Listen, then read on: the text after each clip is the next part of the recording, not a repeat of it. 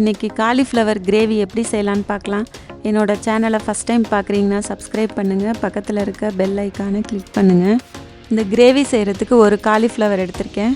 மேலே இருக்க தோலெல்லாம் எடுத்துட்டு நல்லா க்ளீன் பண்ணி எடுத்துக்கலாம்.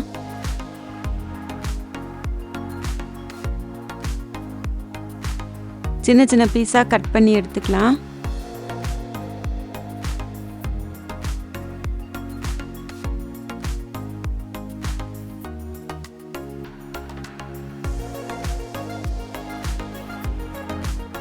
இந்த மாதிரி கட் பண்ணி எல்லாத்தையும் எடுத்து வச்சுக்கலாம். கட் பண்ணி வச்சுருக்க காலிஃப்ளவர் எல்லாத்தையும் ஒரு பாத்திரத்தில் சேர்த்துட்டு சுடு தண்ணி ஊற்றிக்கலாம். 1/4 டீஸ்பூன் மஞ்சள் தூள் சேர்த்துக்கலாம். 1 டீஸ்பூன் கல் உப்பு சேர்த்துக்கலாம். இது போட்டுட்டு ஒரு 15 நிமிஷம் ஊற வைக்கணும் சுடு தண்ணியிலேயே. இந்த மாதிரி ஊற வைக்கும்போது பூச்சி எல்லாமே வந்துடும். இதுக்கு ஒரு மசாலா பேஸ்ட்டை அரைச்சிக்கலாம். 20 சின்ன வெங்காயத்தை மிக்ஸி ஜாரில் சேர்த்துக்கலாம். 20 பூண்டு சேர்த்துக்கலாம். ஒரு துண்டு இஞ்சி சேர்த்துக்கலாம். இந்த மாதிரி கட் பண்ணி சேர்த்துக்கலாம். 3 தக்காளி கட் பண்ணி வச்சுருக்கிறத சேர்த்துக்கலாம். 6 கிராம்பு, 3 ஏலக்காய், ஒரு சின்ன துண்டு பட்டை, கல்பாசி பூ, இது எல்லாத்தையும் அந்த மிக்ஸி ஜாரில் சேர்த்துட்டு நல்லா நைஸாக பேஸ்ட் மாதிரி அரைச்சி எடுத்துக்கலாம். அடுப்பில் குக்கர் வச்சுட்டு 2 டேபிள் ஸ்பூன் எண்ணெய் சேர்த்துக்கலாம். எண்ணெய் நல்லா காஞ்ச பிறகு 1 டீஸ்பூன் சோம்பு சேர்த்துக்கலாம். சோம்பு நல்லா பொரிஞ்ச பிறகு ஒரு வெங்காயம் இந்த மாதிரி பொடிசாக கட் பண்ணி வச்சுருக்கிறத சேர்த்துக்கலாம். வெங்காயத்தை நல்லா வதக்கி விடணும். நம்ம அரைச்சி வச்சுருக்க மசாலாவை சேர்த்துக்கலாம். சேர்த்துட்டு அதில் இருக்க பச்சை ஸ்மெல்லு போகணும். நல்லா எண்ணெய் பிரிஞ்சு வர வரைக்கும் நல்லா வதக்கி விடணும்.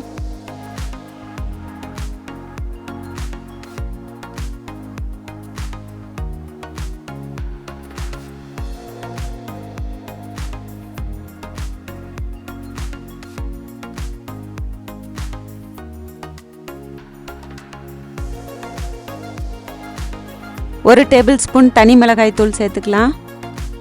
1 டேபிள் ஸ்பூன் தனியாத்தூள் சேர்த்துக்கலாம். 1 டீஸ்பூன் மஞ்சள் தூள் சேர்த்துக்கலாம்.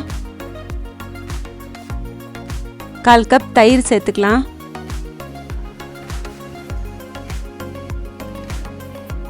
சேர்த்துட்டு எல்லாத்தையும் நல்லா கலந்து விடணும்.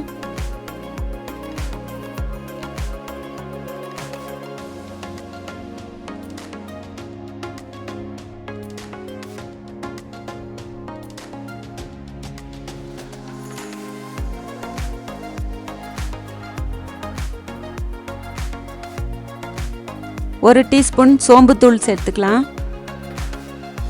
1 டேபிள் ஸ்பூன் உப்பு சேர்த்துக்கலாம். சேர்த்துட்டு எல்லாத்தையும் நல்லா மிக்ஸ் பண்ணணும். இப்போ நம்ம க்ளீன் பண்ணி வச்சுருக்கிற காலிஃப்ளவரை அதில் சேர்த்துக்கலாம். சேர்த்துட்டு எல்லாத்தையும் நல்லா கலந்து விடணும்.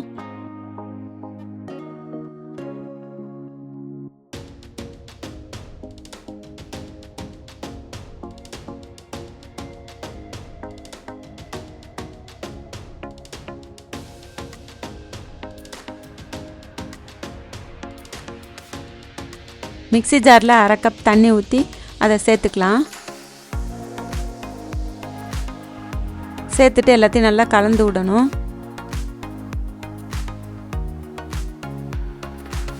இன்னும் கொஞ்சம் தண்ணி ஊற்றிக்கலாம். கொஞ்சமாக கருவேப்பிலை சேர்த்துக்கலாம். குக்கர் மூடி வச்சுட்டு 3 விசில் வச்சா போதும்.